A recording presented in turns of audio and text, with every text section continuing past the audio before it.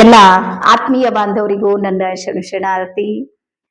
ಇವತ್ ಎಲ್ಲಾ ನಮ್ಮ ಪಾಲಕರು ಪೋಷಕರದು ಅಥವಾ ಹಿರಿಯರದು ಒಂದು ದೊಡ್ಡ ಬ್ಲೇಮ್ ಯಾವುದು ಅಂದ್ರೆ ನಮ್ಮ ಮಕ್ಕಳು ನಮ್ಮ ಮಾತು ಕೇಳ್ತಾ ಇಲ್ಲ ಅಥವಾ ನಮ್ಗೆ ವ್ಯಾಲ್ಯೂ ಕೊಡ್ತಾ ಇಲ್ಲ, ಬೆಲೆ ಕೊಡ್ತಾ ಇಲ್ಲ.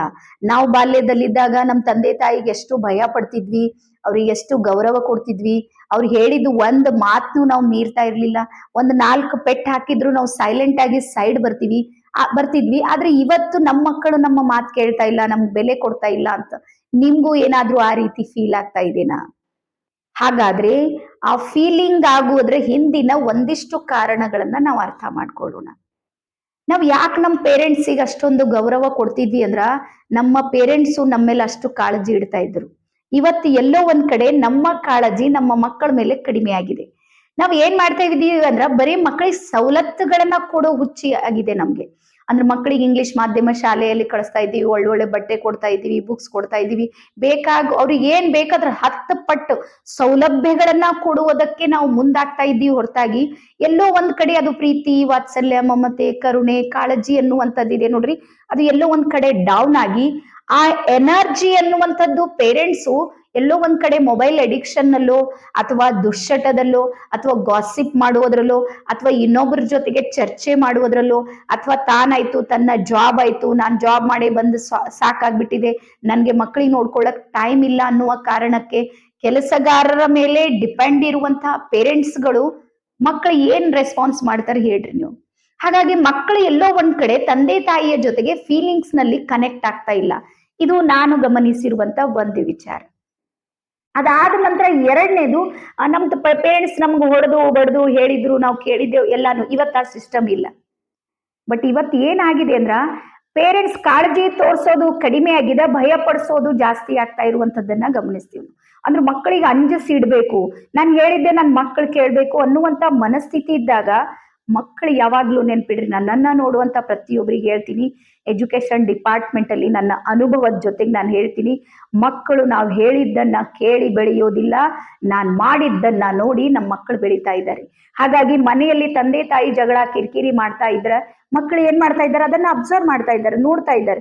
ಹಾಗಾಗಿ ಮಕ್ಕಳಿಗೆ ಗೊತ್ತಾಗ್ತಾ ಇದೆ ಸಂಸಾರ ಅಂದ್ರೆ ಜಗಳ ಆಡೋದು.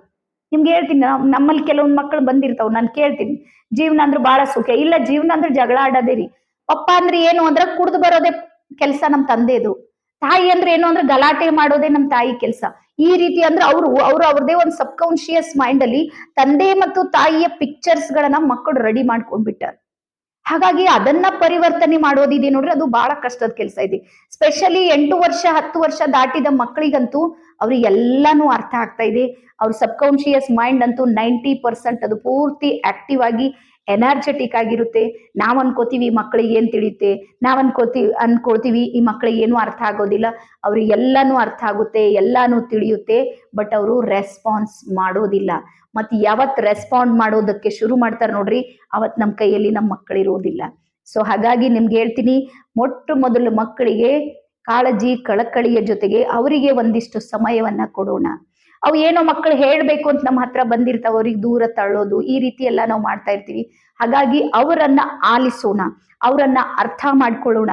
ಆಗ ನೋಡ್ರಿ ಮಕ್ಕಳ ಬಿಹೇವಿಯರ್ ಪ್ಯಾಟರ್ನ್ ಯಾವ ರೀತಿ ಚೇಂಜ್ ಆಗುತ್ತೆ. ಮಕ್ಕಳು ಯಾಕೆ ರಾತ್ರಿ ಫ್ರೆಂಡ್ ಸರ್ಕಲ್ ಜೊತೆಗೆ ಓಡಾಡೋದಕ್ಕೆ ಇಷ್ಟಪಡ್ತಾರೆ ಹೇಳ್ರಿ? ಮನೆಯಲ್ಲಿ ಆ ಹ್ಯಾಪಿನೆಸ್ ಅವ್ರಿಗೆ ಕಾಣಿಸೋದಿಲ್ಲ, ಮಕ್ಕಳಿಗೆ ಅವ್ರಿಗೆ ಆ ಖುಷಿ ಕಾಣಿಸೋದಿಲ್ಲ. ಅದೇ ಖುಷಿ ಅವ್ರು ಹೊರಗೆ ಹುಡ್ಕೋದಕ್ಕೆ ಶುರು ಮಾಡ್ತಾರೆ. ನಾವು ಒಂದ್ ವೇಳೆ ಮಕ್ಕಳಿಗೆ ಆ ಹ್ಯಾಪಿನೆಸ್ ಕೊಡೋದಕ್ಕೆ ಒಂದಿಷ್ಟು ಸಮಯ ಕೊಡೋದಕ್ಕೆ ತಯಾರಾದ್ರ ನಮ್ಮ ಮಕ್ಕಳು ಸಮೇತ ನಮ್ಮನ್ನ ಬೆಲೆ ಕೊಡ್ತಾರ, ನಮ್ಮನ್ನ ಕುರಿತು ಕಾಳಜಿಯನ್ನ ಮಾಡ್ತಾರ. ಅದಾದ ನಂತರ ಒಂದ್ ಹೇಳ್ತೀನಿ ಎಲ್ಲಾ ಪೇರೆಂಟ್ಸಿಗೂ, ಕಂಪ್ಯಾರಿಸನ್ ಮಾಡೋದನ್ನ ಬಿಟ್ಟು ಹಾಕ್ರಿ. ನನ್ನ ಮಗು ನನ್ನ ಮಗುನೇ, ನನ್ನ ಪಕ್ಕದ ಮಗು ಯಾವ್ದು 99% ತಗೊಂಡಿದೆ, ನನ್ ಮಗು 60-65 ಇದೆ ಅಂದ್ರ ನನ್ ಮಗು ದಡ್ಡ ಅಲ್ಲ, ನನ್ ಮಗು ಏನು ಇಲ್ಲ, ನನ್ ಮಗು ಬೆಸ್ಟ್ ಇದೆ. ಬಟ್ ನನ್ನ ಮಗುವಿನ ಸಿಸ್ಟಮ್ ಇದೆ ನೋಡ್ರಿ, ಆ ಸಿಸ್ಟಮ್ ನಲ್ಲಿ ಇರುವಂತ ಫೋಕಸ್ ಬೇರೆ ಕಡೆ ಇದೆ. ಅಂದ್ರೆ ನನ್ನ ಮಗು ಔಟರ್ ನಲ್ಲಿ ಬಹಳ ಜಾಣ ಇರ್ಬೋದು, ಗ್ರೌಂಡ್ ಲೆವೆಲ್ ಅಲ್ಲಿ ಆಟಗಳಲ್ಲಿ ಅವನು ಬಹಳ ಗ್ರೇಟ್ ಇರ್ಬೋದು. ಆದ್ರೆ ಯಾವ ಮಗು 99% ತಗೊಂಡಿದೆ ನೋಡ್ರಿ, ಅದು ಆಟಗಳಲ್ಲಿ ಬಹಳ ಹಿಂದೆ ಇರುತ್ತೆ, ಬರೀ ಓದೋದು ಮಾಡಿರುತ್ತೆ. ಹಾಗಾಗಿ ಲೆಫ್ಟ್ ಬ್ರೈನು ಮತ್ತೆ ರೈಟ್ ಬ್ರೈನ್ ಇದೆ ನೋಡ್ರಿ, ಎರಡೂ ಆಕ್ಟಿವ್ ಇರೋದು ಮಕ್ಕಳಲ್ಲಿ ಬಹಳ ಕಡಿಮೆ ಇರುತ್ತೆ. ಹಾಗಾಗಿ ಬರೀ ಅಂಕಗಳ ಮೇಲೆ ಮಕ್ಕಳನ್ನ ಯಾವತ್ತು ಹೋಲಿಕೆ ಮಾಡ್ಬೇಡ್ರಿ. ಅಂಕಗಳನ್ನೇ ನೋಡಿ ನೀವೇ ಡಿಸೈಡ್ ಮಾಡ್ಬೇಡ್ರಿ, ಇವ್ನು ಏನು ಮಾಡೋದಿಲ್ಲ. ನೋಡ್ರಿ, ಬ್ರಹ್ಮಾಂಡದ ಅನಂತ ಶಕ್ತಿ ಯಾರ ಹತ್ರ ಇರುತ್ತೆ ಅಂದ್ರೆ ನಮ್ಮ ತಾಯಿ ಮತ್ತು ನಮ್ಮ ತಂದೆ. ಆ ಮಗುವಿನ ಬ್ರಹ್ಮಾಂಡಗಳೇ ನೆಗೆಟಿವ್ ವಿಚಾರಗಳನ್ನ ಮಾಡುತ್ತೆ, ನೆಗೆಟಿವ್ ವರ್ಡ್ಸ್ ಗಳನ್ನ ಕ್ರಿಯೇಟ್ ಮಾಡುತ್ತೆ, ಅಥವಾ ನೆಗೆಟಿವ್ ಆಗಿ ನಿನ್ ಭವಿಷ್ಯ ಇಷ್ಟೇ ಅನ್ನುವಂತ ಶಬ್ದಗಳನ್ನ ಯೂಸ್ ಮಾಡ್ತಾರಂದ್ರ ಆ ಮಕ್ಕಳ ಸಬ್ಕಾನ್ಶಿಯಸ್ ಮೈಂಡ್ ಅಲ್ಲಿ ನಾವು ಏನ್ ಸೇವ್ ಮಾಡ್ತಾ ಇದ್ದೀವಿ. ಹಾಗಾಗಿ ಎಲ್ಲೋ ಒಂದು ಕಡೆ ಮಕ್ಕಳಿಗೆ ಕಲಿಸೋಕ್ಕಿಂತ ಮುಂಚೆ ನಾವು ತಂದೆ ತಾಯಿ ಕಲಿಯೋದು ಬಹಳ ಉಳ್ಕೊಂಡಿದೆ. ಅಪ್ಗ್ರೇಡ್ ಆಗ್ಬೇಕು, ಇಲ್ಲ ಅಂದ್ರೆ ಬಹಳ ಸಮಸ್ಯೆ ಆಗುತ್ತೆ ಅಂತ ನನ್ಗಂತೂ ಫೀಲ್ ಇದೆ. ಸೊ ಹಾಗಾಗಿ ನನ್ನನ್ನ ಆಲಿಸುವ ಎಲ್ಲಾ ಪೇರೆಂಟ್ಸು ಸ್ವಲ್ಪ ಗಂಭೀರವಾಗಿ ಯೋಚನೆ ಮಾಡ್ರಿ.